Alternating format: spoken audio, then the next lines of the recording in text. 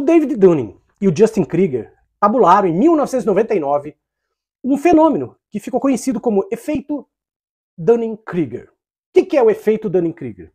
É quando uma pessoa acredita que ela realmente tem uma capacidade muito maior de fazer alguma coisa do que ela realmente tem capacidade. Ou seja, ela é o tradicional burro que se acha inteligente. Nós sabemos que há muitos assim, especialmente atualmente e especialmente depois do advento da internet, das redes sociais. Bom, eu não sou psicólogo, não trabalho na área, mas eu acho, com os parcos conhecimentos que eu tenho da área, eu acho que uma das pessoas que mais se enquadra no efeito Dunning-Kruger é o Sérgio Moro. Eu não sei por que Sérgio Moro continua dando entrevistas. Por que ele não coloca um zíper naquela boca? Porque, sério, toda vez que ele vai falar alguma coisa que não seja num ambiente absolutamente controlado, ou seja, com pessoas que estão absolutamente afim de servir de palco, de escada para ele, toda vez que ele vai dar uma entrevista para alguém minimamente independente, ele fala muita besteira, ele fala muita bosta. Porque, cara, sério, ele é um indigente intelectual. Essas palavras não são minhas. São, por exemplo, do jurista, do advogado criminalista, o Cacai, o ministro Gilmar Mendes, de quem o Moro naturalmente morre de medo. Gente, ele é muito mané. Tem essa entrevista que ele deu ali na Globo News para André Sadi e para o Otávio Guedes, que foi um esculacho. Especialmente o Otávio Guedes. Olha, eu nunca vi alguém detonar tanto o Sérgio Moro numa entrevista ao vivo. Nunca. Pode ser que tenha havido, mas eu nunca vi. Mas é aquilo que eu falo, o Moro, ele realmente acha que ele é o gênio que a Vera Magalhães acreditava que ele fosse. E foi uma jogada de enxadrista do juiz Sérgio Moro. Eu tenho a impressão que ele todo dia quando chega ali, né, do trabalho em Curitiba, ele põe aquele paletó preto, a camisa preta, a gravata preta que o Andreasa adora, num canto e vai para um tabuleiro de xadrez e estuda qual vai ser o próximo passo do oponente dele e aí ele dá um... Quem se lembra disso? Pois é, Vera Magalhães, pois é, acho que só você e mais uma meia dúzia na imprensa que realmente achavam que o Moro era assim. Claro que havia muito mais gente do que essa meia dúzia adulando o Moro. Claro. Sabemos que, por exemplo, havia um dos filhos da Miriam Leitão, que pelo que consta, ajudou ali a fazer a imagem do Sérgio Moro, acho que até a escrever. Aliás, até a escrever não, ele escreveu um livro, uma biografia do Sérgio Moro. Pois é. Agora, os outros sabiam, os outros tantos, sabiam da incapacidade do Sérgio. Mas, como estava na modinha, né, os caras iam no esquema, tudo bem. Então, olha só, dá uma olhada nesse esculacho que foi a entrevista do Otávio Guedes e a Andréa Sadi com o Moro. Foi muita detonação e eu adorei.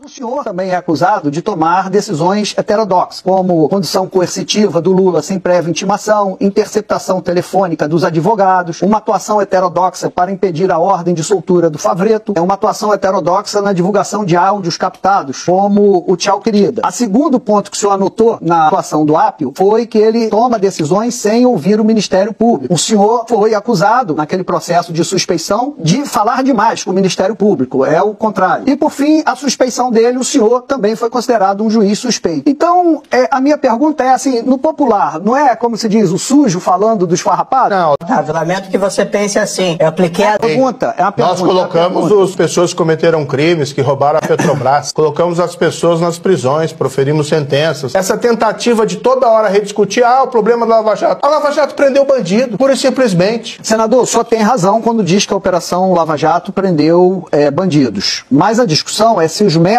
utilizados para prender bandidos foram métodos mocinhos ou métodos bandidos também. Refuta esse termo, métodos bandidos. Desculpe. Quem inocente foi condenado e preso por corrupção e suborno na Operação Lava Jato? Se você me dizer uma pessoa o presidente da República. Decretei a prisão, eu decretei a prisão. O presidente da República. Aí não é opinião minha, é opinião do Supremo. Aí está colocando palavra na boca do Supremo. Senador, não se importa disso. Aí é uma questão de retórica. Aponte uma pessoa culpada que foi condenado por senhor, e nesse caso se encaixa o Lula. O Lula não pode dizer que ele é culpado. Eu estou me baseando em fatos. Quando o senhor diz que o juiz Apio não tem credibilidade porque está sendo acusado de ameaçar o filho do desembargador, que é muito grave, o senhor, como juiz também, o STF diz que o senhor é um juiz parcial. Então, em tese, até um desequilíbrio maior. É pior para o senhor do que para ele. Esta é a minha pergunta. Então, a minha questão que eu estou colocando aqui faz tempo, a gente não vira essa página. A gente é para discutir projeto, combate à corrupção, a gente analisar os atos do governo atual. A gente vai fazer o Brasil assim? Vamos ficar discutindo isso eternamente? Tá? E até faço uma correção aqui que eu vi a anotação ali quando estava na tela. Moro não se coloca na turma lavajatista. Não, eu tenho orgulho do Lava Jato. Eu só não gosto de rótulo. Lavajatista, bolsonarista, lulista, eu acho meio complicado. Mas bolsonarista o senhor é. Tá? Bolsonarista o senhor é. Não, de forma nenhuma. Eu apoiei o Bolsonaro no segundo turno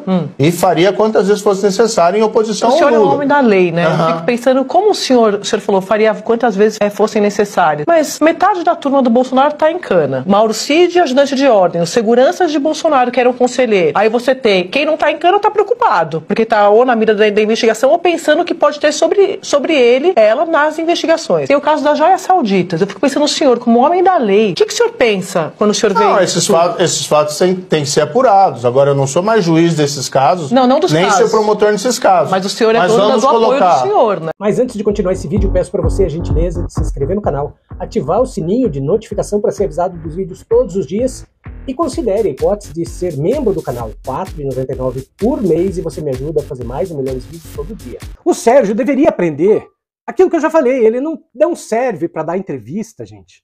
Para quem não é minimamente interessado em servir de escada para ele. Pô, o Otávio Guedes é um cara inteligente. Pra que ir nessa roubada, Sérgio Moro? Pra que entrar nessa bola dividida, seu otário? Pra levar pau como você levou. Acontece que pessoas como o Sérgio, eles se valem do aspecto de que a maioria das pessoas, evidentemente, não entendem, não compreendem a lei. Quando ele perceba, vou citar um caso aqui meu.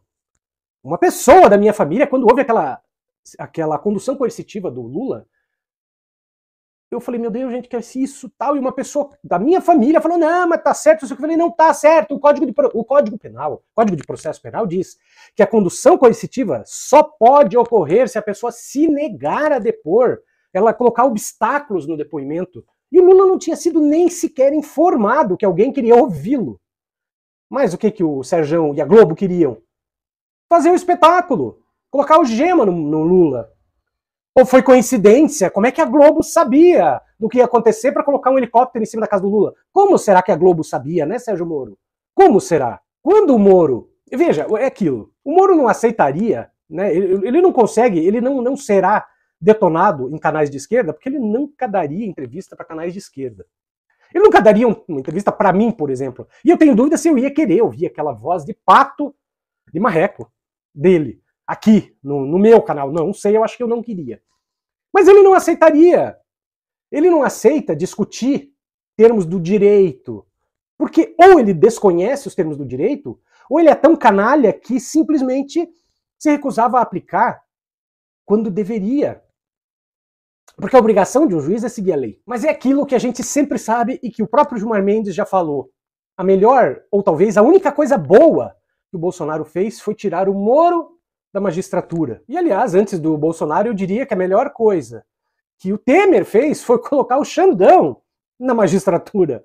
Olha só, os dois últimos presidentes, que foram dois lixos, fizeram as duas melhores coisas dos últimos tempos para o país. Olha só, você quer uma dica de leitura? Então descubra A Era dos Extremos, do Eric Hobsbawm. O melhor livro que eu já li na minha vida. É uma análise fascinante do século XX, que vai da Primeira Guerra Mundial até o colapso da União Soviética. Você vai mergulhar na história e entender todos os eventos que moldaram o nosso mundo, e vai entender também como é que o mundo chegou ao que ele é hoje. Olha, entra nesse link, que é o meu link de afiliados lá do Mercado Livre, compra o livro e eu tenho certeza que vai mudar a tua visão do mundo.